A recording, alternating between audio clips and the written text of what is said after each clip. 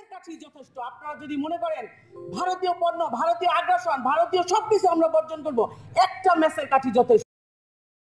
নির্যাতিতা স্ত্রী, ভারত স্বামীকে দ্বারা আমরা নির্যাতিতা, বাংলাদেশিদের স্ত্রীর মতো ব্যবহার করছে, আমরা তাদের এবার ডিভোর্স দিয়ে দিব। আমরা তাদের ডিভোর্স দিয়ে দিব, তাদের কাছ থেকে ডিভোর্স দিব না, তাদের আমরা ডিভোর্স করব।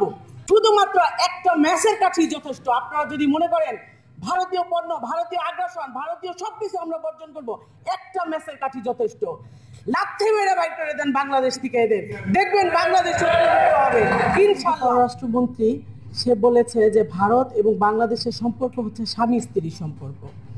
এখন আমার কথা হচ্ছে স্বামীকে আর স্ত্রীকে, স্বাভাবিকভাবেই আমরা হচ্ছি স্ত্রী এবং ভারত হচ্ছে স্বামী। এবং আমি মনে করি যে আমরা কেন 1971 সালে ঢাক ঢোল পিটিয়ে আমাদের ভারত বিয়ে করেছে, এরপরে থেকে আমাদের দেশে থেকে উপঢৌকন নিয়েই চলেছে এবং এখনো অব্যাহত আছে।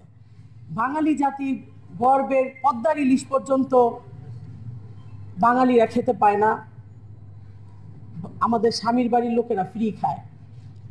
আমরা কিন্তু পদ্মার ইলিশ চোখেও দেখি না, কিন্তু তারা উপঢৌকন হিসেবে পদ্মার ইলিশ ফ্রি খায়। টেকনাফ থেকে তেঁতুলিয়া পর্যন্ত যেখানে যাবেন সেখানেই দেখবেন ভারতীয় পণ্যের বিস্তার। এতভাবে বিস্তার লাভ করেছে বাঙালিরা এবং আমাদের বাংলাদেশিরা এই পণ্যের উপরে অভ্যস্ত হয়ে গেছেন। কিন্তু কেন? মাংসের দোকানে গেলে আপনারা বলেন দেশি গরু আছে, মুরগির দোকানে গেলে বলেন দেশি মুরগি আছে, পণ্যের বেলায় কেন বলেন ভাই যে ইন্ডিয়ানটা আছে কিনা? আসলে আমরা এর উপরে অভ্যস্ত হয়ে গেছি, যার কারণে আমাদের উদ্যোক্তারা, আমাদের চাষিরা এবং আমাদের ব্যবসায়ী বৃন্দ সবাই কিন্তু ক্ষতিগ্রস্ত এবং কোটি কোটি টাকা ভারতে পাচার হয়ে যাচ্ছে। এই জিনিসটা আমাদের সেই টেকনাফ থেকে তেঁতুলিয়া সবাইকে আমাদের সচেতন করতে হবে। এই ভারতীয় পণ্য আমরা বর্জন করব, ভারতীয় পণ্য আমরা ব্যবহার করব না।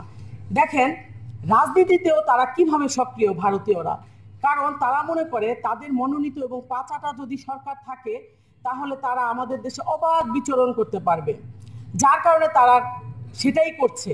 বিগত সরকাররা যেভাবে